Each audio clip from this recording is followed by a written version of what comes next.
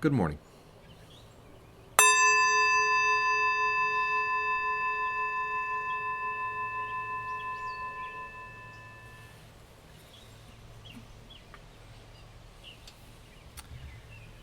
Good morning, greetings, and welcome to each of you and all of you, whoever you are, wherever you are worshiping this morning, whoever you love, and whatever your country of origin. Know that you're all so very warmly welcome in the presence of God and in this time and these places of worship. Welcome to worship. Come to me, come to me, weak and heavy laden, trust in me, lean on me, I will give you rest. Come to me, weak and heavy laden, trust in me, lean on me, I will give you rest. Come to me, weak and heavy laden,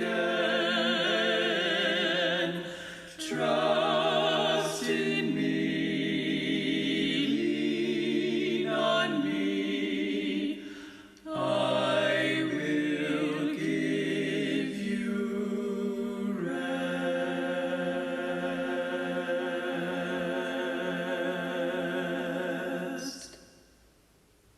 It's been a few weeks since I have been together with you like this. I give thanks to Hadley Bunting for leading our prayer services the last few weeks, and she has done such a good job of keeping us connected and giving us spiritual food to feed us. So thank you, Hadley.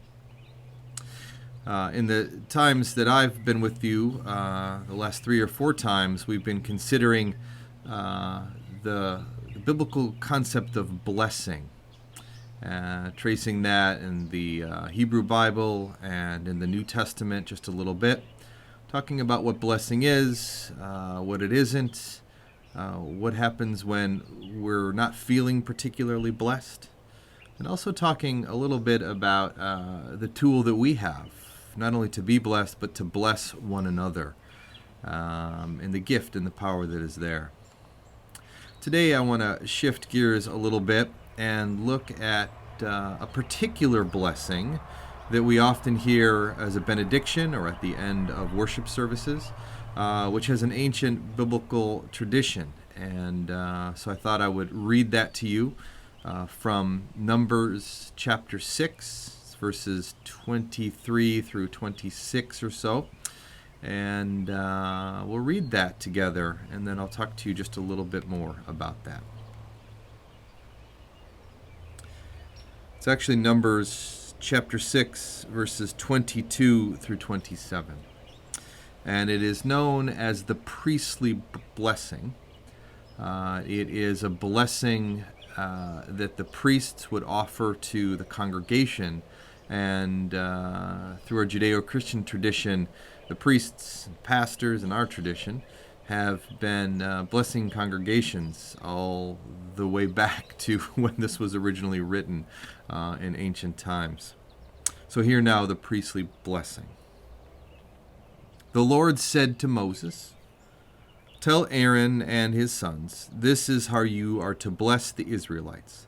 Say to them, the Lord bless you and keep you.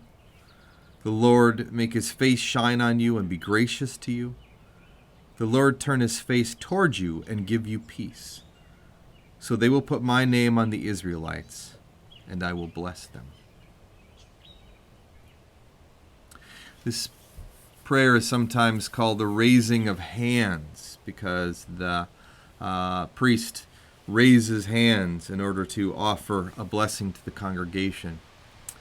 Importantly, the blessing that the pastor, the priest, gives to the congregation is not a blessing from the power of the priest. It's not that the priest or the person offering the blessing has some particular power that other people don't. The idea is that God has the power to bless, and that blessing comes from God to the one who's doing the blessing and outward into the congregation. So it's very relational and very communal, with God at its center, its heart, and its focus. Sasha Friedman is a staff writer for a website called Chabad.org, and she writes this at the end of her article about the priestly blessing, which I share for you, or with you. I think it's a wonderful way to think about this. She says, this beautiful blessing has a strong rhythmic structure, and the verses become increasingly personal. The first line, "May God bless you and keep you," refers to material blessings, sustenance, physical health, and so on. The second, "May God shine his countenance upon you and be gracious to you," refers to the interpersonal blessing of grace between ourselves and others. The third line is the deepest of all. "May God turn God's countenance towards you and grant you peace." There are 7 billion people on the earth, Sasha writes.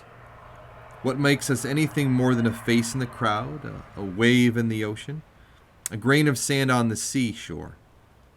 The fact that we are God's children. God is our parent.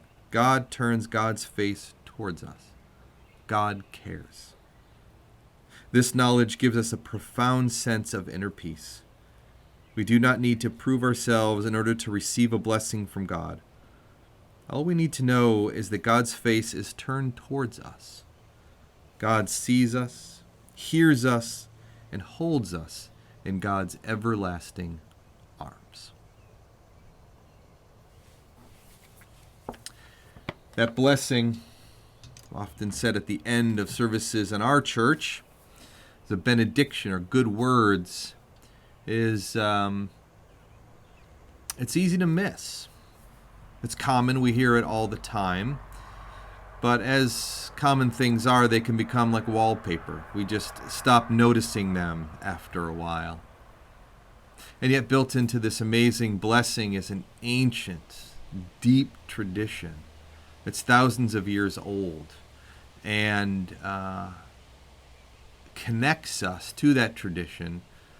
But beyond that, not that it's just traditional, but that the beauty in it, that God is blessing us, and as Sasha tells us, in these interwoven circles that share a center. God blesses the physical things about us. God blesses a relationship. And then at the end, God blesses us for exactly who we are. So the next time you hear that blessing, maybe think a little bit more about it. Take time to reflect. Feel the tradition coursing through that beloved prayer. And also the fact that it's not just throwaway lines or words, but that it's God's enduring, lasting, ancient love for everybody, yes, but for you. God's love for you, for me, and for all of us. Some words to ponder, some words to think about, some spiritual food to eat for your day.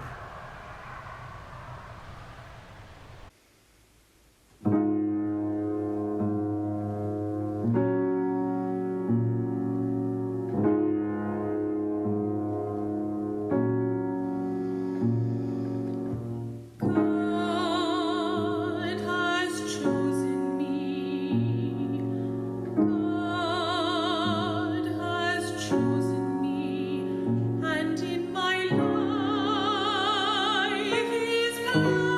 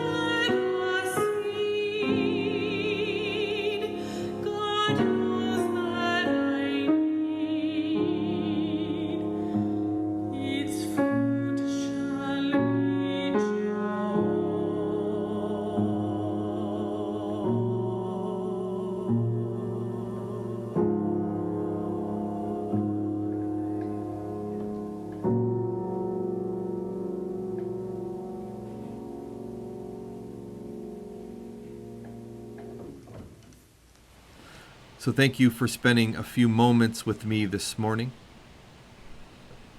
As you go into your day, receive this blessing. May God bless you and keep you. May God's face shine upon you and be gracious unto you. May God look upon you always with kindness and grant you peace. Go in peace. Amen.